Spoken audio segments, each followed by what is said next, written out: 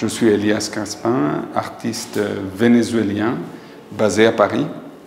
Et je vous présente ici mon œuvre Malla Electrocinética 4, au filet électrocinétique 4, on pourrait le traduire.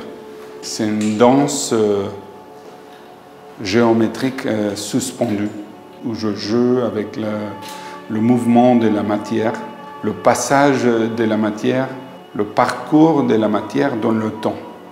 C'est ça qui m'intéresse, qui définit un peu le mouvement, ça que c'est le mouvement. Le changement doux, petit à petit, peu à peu, d'un objet ou d'un état actuel à un état un petit peu différent qui définit son mouvement. Lors d'une exposition rétrospective de l'œuvre de ma grand-mère Guégo, dans le hall d'entrée à l'exposition au Musée des Beaux-Arts de Caracas, dans l'année 2000, je suis tombé en face d'un cube de nylon de Soto.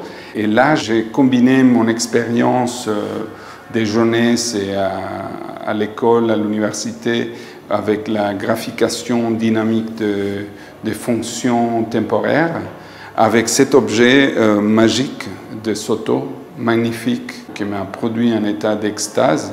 J'ai fait la combinaison et je dis, si on bougeait, si on faisait bouger de façon contrôlée cet objet, on aura peut-être une chose intéressante à montrer. Et je n'étais pas artiste à l'époque encore. Je ne me considérais pas, même pas avait imaginé devenir un artiste. Mais c'est cette idée et la démarche que j'ai démarrée à partir de cette idée qui m'a amené à être un artiste. En fait, la technologie en général, c'est une composition, une réutilisation ensemble des autres technologies existantes.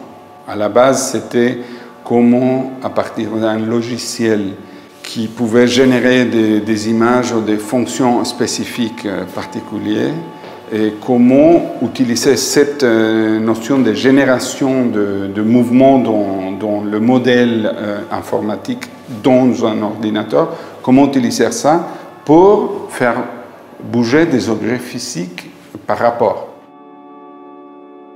Je cherche à m'éloigner de moi-même à chaque fois, même en gardant le même principe jusqu'à maintenant de monter des sons simples de chaque élément, mais avec différents matériaux, différentes formes, différentes relations d'attachement entre les éléments. J'essaie de voir jusqu'où je peux arriver avant de faire des changements peut-être plus forts dans la technique, dans la verticalité, passer à l'horizontale, utiliser des autres médiums magnétiques ou des courants d'air contrôlés, etc.